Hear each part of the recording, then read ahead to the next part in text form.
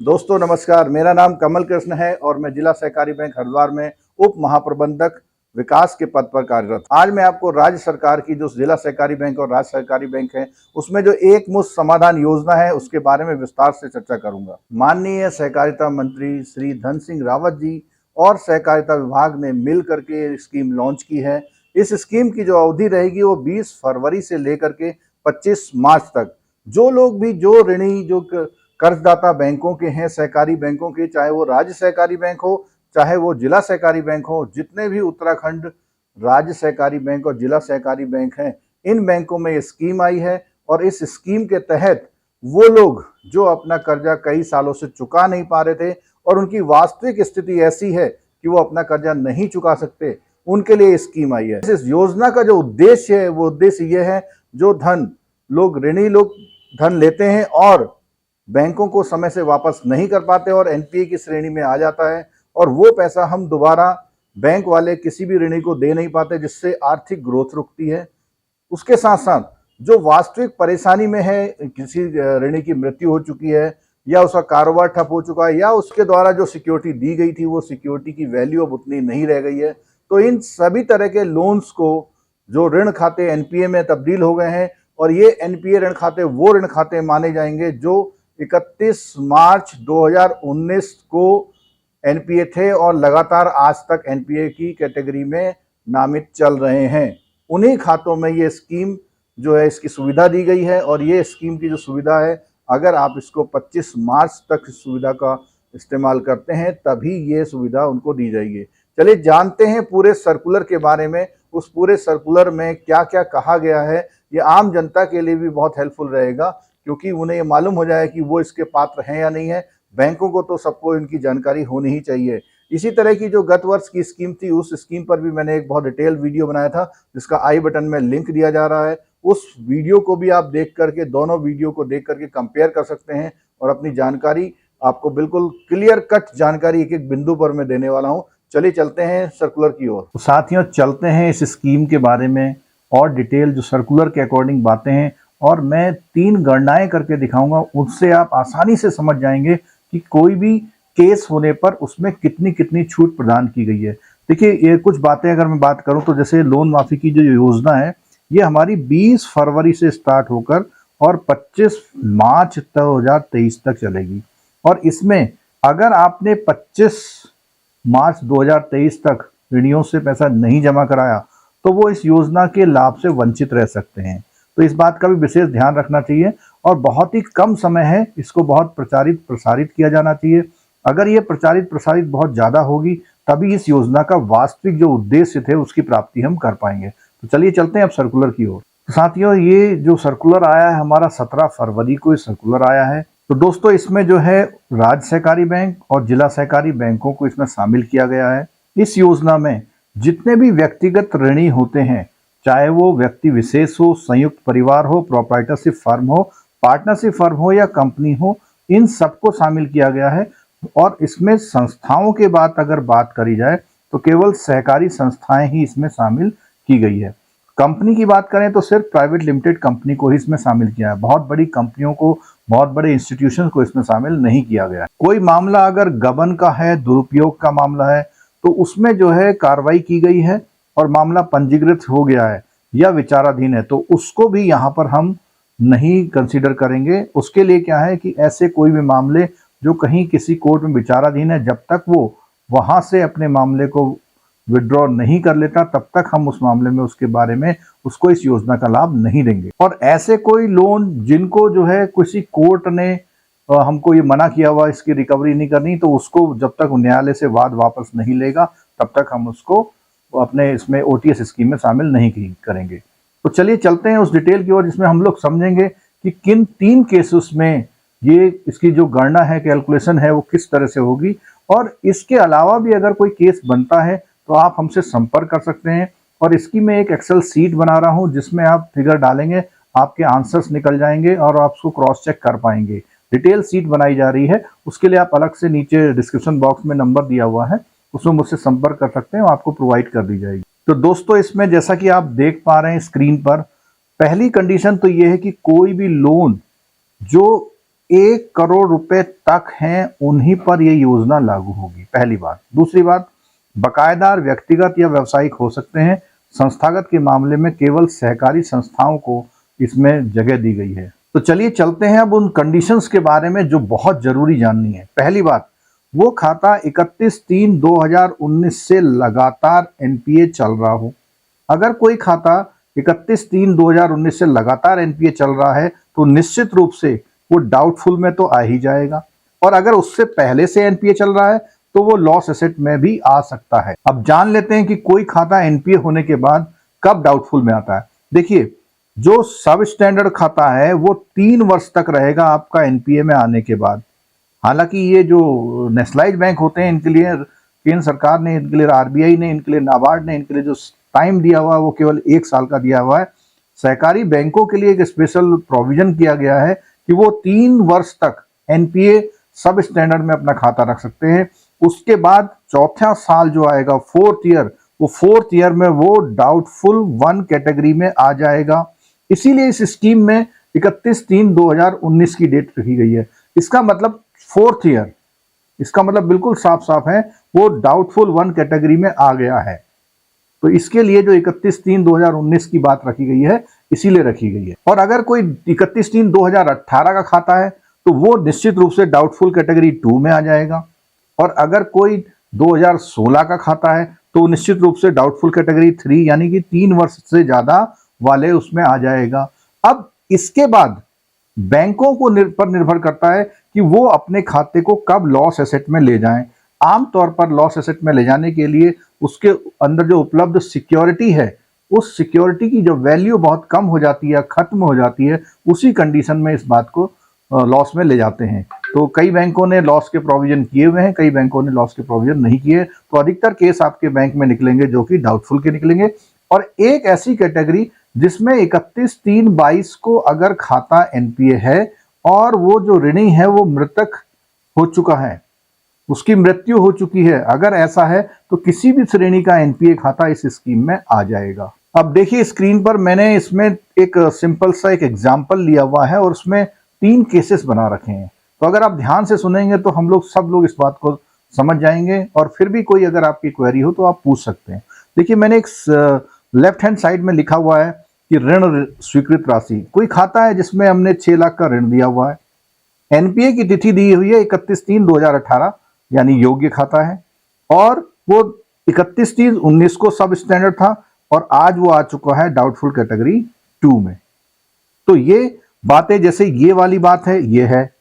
दूसरी बात, एनपीए की तिथि जो है लगातार 2019 से सब स्टैंडर्ड यानी एनपीए चल रहा है, तो दोनों कंडीशन है। अमाउंट भी जो है 1 करोड़ से कम है, तो ये खाता हमारा जो है ओटीएस स्कीम में आ सकता है। अब ये हमें देखना है कि ये खाता ये मृतक वाले से आएगा, लॉस वाले से आएगा या डाउटफुल से आएगा। तो हो सकता है कि ये मृतक वाले से आ जाए। तो अगर मृतक वाले में आएगा तो मृतक वाले में रूल मैं आपको दिखा देता हूं। मृतक वाले में केवल मूलधन आप उससे लेंगे और ब्याज की पूरी माफी दी गई है, क्योंकि ऐसे मामलों में ऋणियों के जमानतीदार से आप उसका पैसा उपलब्ध नहीं करा पा रहे, नहीं रिकवरी कर पाए हैं, तो इसलिए उनके लिए विशेष छूट दी गई है और इसके लिए एनपीए की तिथि 31/3/2022 की भी मानी जाएगी। तो मृतक वाले खाते में आप देख पा रहे हैं कि इसमें हमने जो माफी वाला जो कॉलम हमने बनाया हुआ है, हमने यहाँ लिखा हुआ माफ। इसका मतलब ये जो लगा हुआ ब्याज था 60,000 रुपए उसके खाते में, वो भी माफ हो गया। जो लगने वाला ब्याज था जिसको अभी हमने एक्रूड करा था, अप्लाई नहीं किया था, वो भी माफ हो गया। इसका मतलब जो उसको कुल माफी मिल रही है वो मिल रही है 1,40,000 रुपए की कुल माफी उसको मिल रही है। अब ये 1,40,000 कैसे हम लोग करेंगे, क्योंकि हम ये देख रहे हैं कि उसके खाते में बकाया राशि 4,50,000 है, यानी उसने कुछ पेमेंट किया हुआ। अब पेमेंट कितना किया है बहुत साफ साफ देखिए आप, कि जो उसने 6 लाख का लोन लिया था, 6 लाख के लोन में से उसने आपको 1.5 लाख रुपए तो दे दिए आपके मूलधन के, और 60,000 वो दे चुका है आपके ब्याज के, यानी 2,10,000 का पेमेंट वो कर चुका है। तो इसीलिए देय राशि की गणना में हमें उससे केवल मूलधन लेना है। तो मूलधन 6 लाख रुपए का था, 2,10,000 यानी कि वो मूलधन 1.5 लाख रुपए और ब्याज के 60,000 रुपए आपको दे चुका है। तो वो 2,60,000 हमारे माने जाएंगे कि वो आ चुके हैं मूलधन के अगेंस्ट। तो अब हमारा बचता है 3,90,000। अगर वो 3,90,000 एक मुश्त जमा कर देता है तो उसको हम ये सुविधा प्रदान करेंगे। लेकिन 25 मार्च, अगर उसकी तिथि बढ़ती है तो अलग बात है, 25 मार्च तक उसको ये पूरा पैसा जमा करना होगा। तो उम्मीद करता हूं कि मृतक वाला केस तो आप आसानी से समझ गए होंगे।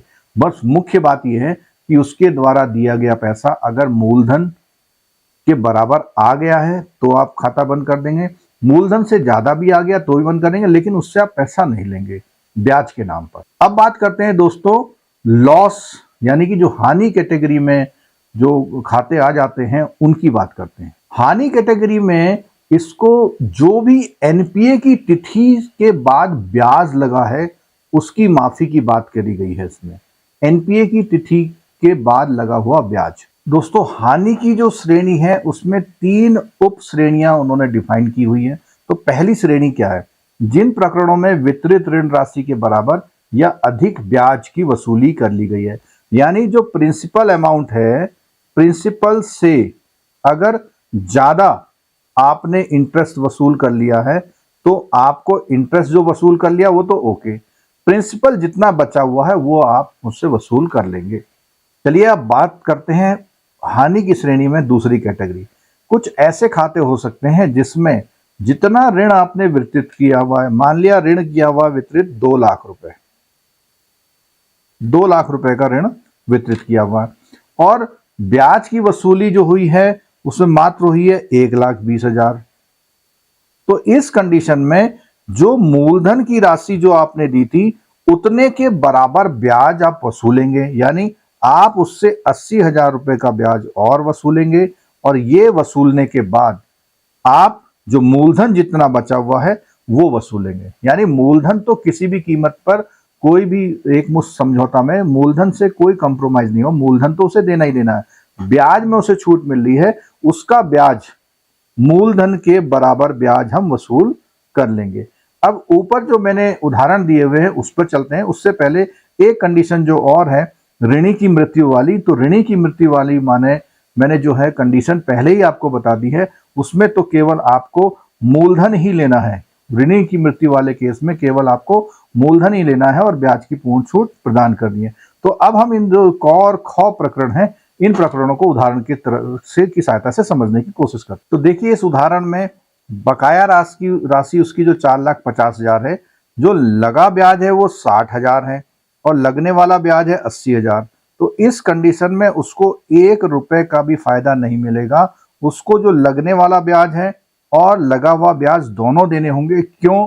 क्योंकि उससे जो है हम लोग जब हम इसकी गणना करते हैं तो हमने उसको लोन दिया था 6 लाख रुपए का। इस वाले केस में अगर हम देखते हैं तो लोन हमने दिया था 6 लाख का, हम उससे ब्याज केवल वसूल पाए हैं 60,000 रुपए और प्लस 80,000 रुपए।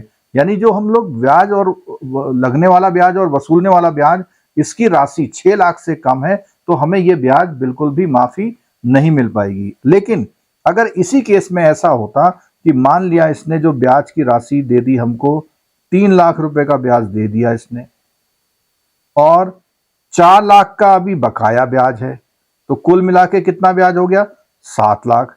इस कंडीशन में आप उसको पूरा 1 लाख रुपए का ब्याज का फायदा दे देंगे, क्योंकि हानि में जो खाता है ये उम्मीद की जाती है वो खाता कम से कम 8-9 साल पुराना एनपीए खाता है, तो उसमें ब्याज की राशि अक्सर बहुत ज्यादा हो जाती है, 3 गुने के आसपास हो जाती है।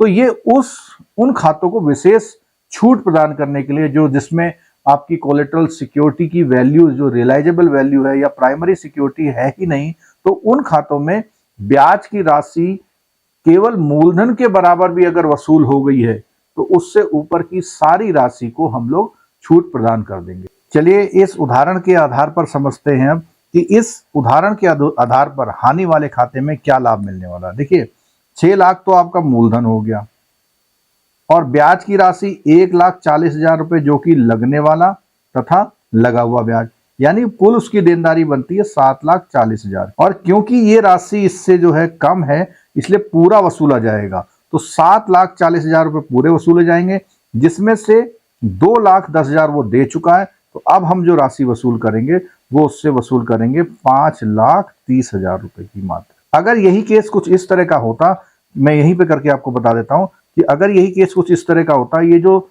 1,40,000 है, इस 1,40,000 के स्थान पर अगर 7,80,000 रुपए होता केवल ब्याज, और ऐसा संभव है, तो उस कंडीशन में अगर हम इनको जोड़ते तो ये बन जाता हमारा 13,80,000। 13,80,000, 13,80,000 में से ये 2,10,000 आप माइनस कर रहे हैं, लेकिन इसमें कंडीशन ये है कि 6 लाख तो आपका मूलधन और प्लस 6 लाख तक ही ब्याज आप उससे वसूलेंगे, तो कुल हुआ कितना 12 लाख, जिसमें से 12 लाख में से वो आपको दे चुका है 2,10,000, तो 2,10,000 वो दे चुका है, तो वहां पर आप इससे 9,90,000 की वसूली करेंगे और एक मुफ्त योजना का लाभ उसको दे देंगे। चलिए अब बात करते हैं सबसे जो आसान कंडीशन है, जिसको हम बोलते हैं डाउटफुल कैटेगरी। तो डाउटफुल कैटेगरी में क्या सबसे आसान है उसे जानने की कोशिश करते हैं। डाउटफुल कैटेगरी में जो भी उसका मूलधन है प्लस जो भी उसका ब्याज लगा हुआ है या लगने वाला है, तो ब्याज लगा हुआ 60,000, लगने वाला 80,000, कुल मिला के आया 1,40,000। परंतु इसमें जो ब्याज लगने वाली जो गणना की जाएगी वो एनपीए की तिथि से की जाएगी, जबकि हानि वाले खाते में एनपीए की तिथि का जिक्र नहीं है। तो डाउटफुल वाले खातों में एनपीए की तिथि से लगने वाला ब्याज, तो यहां पर हम जो लगा ब्याज है वो मान रहे हैं 60,000 रुपए, ठीक है। अब इस 60,000 रुपए में पूरा ही ये मान ले रहे हैं कि वो एनपीए की तिथि का ब्याज है, मान लिया, तो वहां पर ये 1,40,000 का जो ब्याज है, 1,40,000 का ब्याज हमें उससे वसूलना था, उसमें हम उसको 30% की छूट दे देंगे। तो 1,40,000 में 30% की छूट दे देंगे, यानी 42,000 की छूट दे देंगे उसे। तो 1,40,000 में 42,000 की छूट दे देंगे, हम उससे 98,000 वसूलेंगे और 6 लाख रुपए मूलधन हो गया। उसके अनुसार देखा जाए तो 698 हमें उससे वसूलना है और 2,10,000 वो हमको दे चुका है, तो 4,88,000 हम उससे वसूल लेंगे। लेकिन अब कोई कंडीशन ऐसी आती है जिसमें एनपीए की तिथि के बाद का ब्याज कुछ और है, मान लिया। जैसे इसी कंडीशन में मानते हैं, अगर हम ये माने कि एनपीए की तिथि के बाद का लगने वाला ब्याज 60,000 में से केवल 20,000 है, मान लिया, जो एनपीए की तिथि के बाद लगा है, और 60,000 पहले का लगा हुआ है, तो आमतौर पर ऐसी कंडीशन होनी नहीं चाहिए, क्योंकि एनपीए होते ही ब्याज लगना बंद हो जाता है। बट जो 3 महीने की किस्तें जो इंटरेस्ट होता है वो हो सकता है उसमें आ जाए, बट इसमें हमें विशेष सावधानी बरतनी होगी। एनपीए की तिथि डिक्लेयर करने के बाद की ही ब्याज की गणना का फायदा दिया जाना चाहिए। अब इसमें अगर बात करें, हम ऐसा मान लेते हैं कि एनपीए की तिथि के बाद का ब्याज मान लिया 20,000 है, तो यहां पर 20,000 तो एनपीए की तिथि का बाद का ब्याज हो गया और लगने वाला ब्याज हो गया 80,000। इस केस में हम देख पा रहे हैं कि इनका ब्याज लग रहा है 1 लाख, इनको जो छूट मिलेगी इसकी 30%, यानी 30,000 की छूट इनको मिल जाएगी। अब ये गणना तो यहाँ हो गई, और जैसे मैंने बताया कि एक्सेल सीट में भी हम लोग प्रोवाइड कर देंगे। आप अगर कोई जानकारी चाहते हैं तो व्यक्तिगत रूप से फ़ोन भी कर सकते हैं, मैं अपना फ़ोन नंबर भी इसमें मेंशन करता हूँ, ये मेरा व्यक्तिगत फ़ोन नंबर है। बस आपसे एक अनुरोध है कि इस फ़ोन नंबर पे 28 तारीख के बाद आप वार्ता कर सकते हैं, तब तक हमारा जो एक्सेल की सीट है वो भी तैयार हो जाएगी। अब आप देखिए कि हमारी सारी गणनाएं इसमें हो चुकी हैं, सारी गणनाएं हो चुकी हैं। बस उसमें ध्यान रखिएगा, वसूल की जाने वाली राशि को योजना अवधि में 3 किस्तों में ली जा सकती है, अन्यथा वो योजना जो है वो निरस्त समझी जाएगी। और इसके लिए एक स्पेशल रजिस्टर बनाया जाएगा, पिछली बार भी आप लोगों ने सबने बनाया होगा, उसमें प्रॉपर गणना करके ही इसका वो किया जाएगा। और हाँ, इनमें इन समाधान योजना के बाद कोई भी खर्चे हैं जो ब्याज के अलावा वाले हैं, जैसे बीमा की किस्तें, आपके नोटिस जो भेजे गए उसके खर्चे, या कोई अन्य खर्चे जो है आपने अगर उनसे वसूलने हैं, तो वो अन्य खर्चों में कोई भी किसी तरह का सेटलमेंट या एक मुश्त समझौता नहीं होगा, क्योंकि वो वास्तविक खर्चे होते हैं, बैंक का उसमें खर्चा होता है। तो अन्य खर्चों को और इनको वसूलना बिल्कुल अलग से रखा जाएगा। इसलिए ब्याज की गणना करते समय ब्याज की ही फिगर वहां से उठाई जाए तो बेहतर रहेगा। और किसी भी तरह की कॉम्प्लिकेसी के केस के लिए आप हमसे ज़रूर संपर्क करिएगा, क्योंकि वो और अन्य साथियों को उसका फ़ायदा मिल सकता है। चलिए दोस्तों, मैंने कोशिश करी थी कि आपको उदाहरण के साथ समझा पाऊँ मैं। अगर फिर भी आपकी कोई जानकारी आपको चाहिए तो आप व्यक्तिगत रूप से संपर्क भी कर सकते हैं, और इसी तरह के अन्य वीडियो भी मैं बनाता रहता हूँ। आप अगर ये वीडियो आपको अच्छा लग रहा है तो चैनल को ज़रूर सब्सक्राइब करिए। इस चैनल के माध्यम से 5 लाख लगभग जो बैंकर्स हैं वो विभिन्न बैंकिंग स्कीम्स, बैंकिंग अपडेट्स का फ़ायदा लेते हैं, और आपसे भी मैं उम्मीद करता हूँ कि आप इसका फ़ायदा लें और हमारे इस चैनल पर JIB CIB की क्लासेस बिल्कुल फ्री मुफ्त उपलब्ध कराई जाती हैं, जिससे कोऑपरेटिव बैंक में JIB CIB का प्रचलन बढ़े और हम लोगों का जो ज्ञान की गुणवत्ता है वो अच्छी रहे। तो उससे क्या होगा, हमारे जो बैंकिंग बिजनेस है उसमें भी बैंक को जरूर फायदा मिलेगा। Thank you very much. तो दोस्तों, इस सर्कुलर को मैंने बहुत ही पॉइंट टू पॉइंट बेहतरी से समझाने का प्रयास किया है। अगर आपको ये वीडियो अच्छा लगा है और इस चैनल के वीडियो अच्छे लगते हैं तो आप चैनल को जरूर सब्सक्राइब करिएगा। इसी तरह के अन्य इंफॉर्मेटिव और नॉलेज भरे वीडियो में लाता रहूँगा।